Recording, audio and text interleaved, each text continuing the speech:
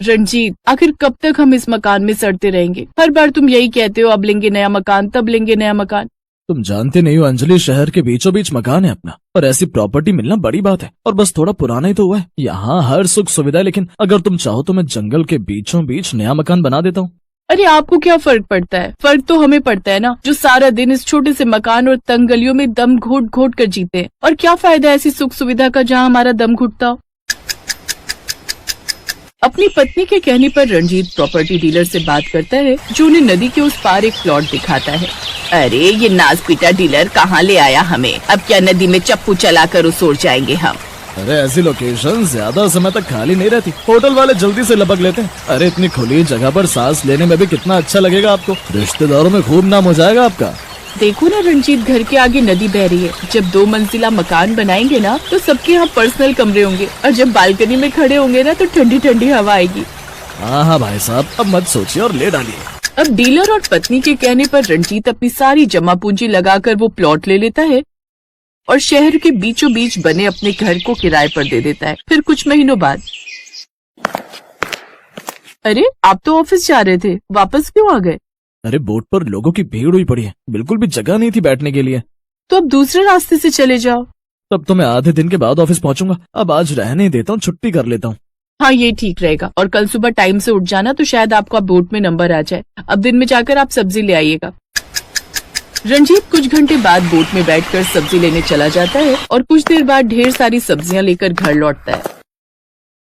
अरे इतनी सारी सब्जियां? नदी के पास सब्जी मंडी का व्यापार खोलने का इरादा है क्या आपका?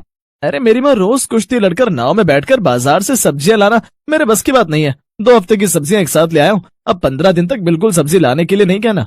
फिर 2 दिन बाद, हाय रे मर गई, आग लगे इस नदी को। क्या हुआ माँ जी?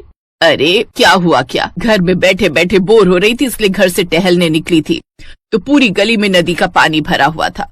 हाय लगता है मेरी हड्डी चटक गई। हाय रे मर गई। अरे जल्दी से डॉक्टर को बुला, मुझसे ये दर्द बर्दाश्त नहीं हो रहा। लेकिन माँ जी यहाँ कौन सा डॉक्टर आएगा? इसके लिए तो हमें नदी पार करके जाना होगा। ऐसी जगह लाकर बसाया है तुम कमबख्त होने की यहाँ कोई डॉक्टर नहीं मिल रहा। आप अंदर चलिए, मैं आपकी मालिश करके गर्म पट्टी बांध देती हूँ। रहने दे, कोई जरूरत नहीं है। ये सब जो भी हुआ है ना, सब तेरे कारण ही हुआ है। ना तो तू उस घर में सीलन की बदबू की शिकायत करती, ना तू घर छोटा है की रट लगाए रखती। माँ जी अब सारा इल्जाम मुझे अकेली पर ही क्यों डाल देती हैं? ये घर लेने का अकेला फैसला मेरा तो नहीं था ना। देख तू अब मेरा दिमाग खराब मत कर और मेरे बेटे को फोन कर, अब वही ले जाएगा मुझे। रंजीत जल्दी से घर आकर अपनी माँ को जैसे तैसे डॉक्टर के पास लेकर जाता है। ऐसे ही कुछ दिन बीतते हैं। अब बरसात का मौसम शुरू हो जाता है और नदी का पानी अब और भी बढ़ जाता है। अरे बेटा, ये नदी का पानी बाहर आ गया है, सब जगह कीचड़ ही कीचड़ हो गया है। माँ बरसात में तो शहरों के गड्ढे भी पानी से भर जाते हैं, और फिर ये तो नदी का किनारा है, तो कुछ दिन तो कीचड़ रहेगी।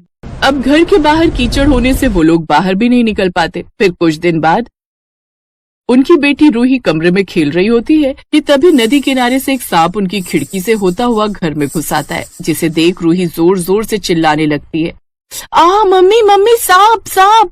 वो सभी दौड़कर उस कमरे में आते हैं, जैसे जैसे उस सांप को बाहर फेंकता है।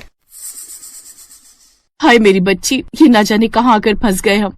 तभी बाहर तेज हवाएं चलने लगती हैं और बाहर नदी किनारे की मिट्टी उनके घर के अंदर आने लगती है। हे राम, ये कहाँ आकर फंस गए हम? हमने यहाँ आकर कोई गलती तो नहीं न की जी?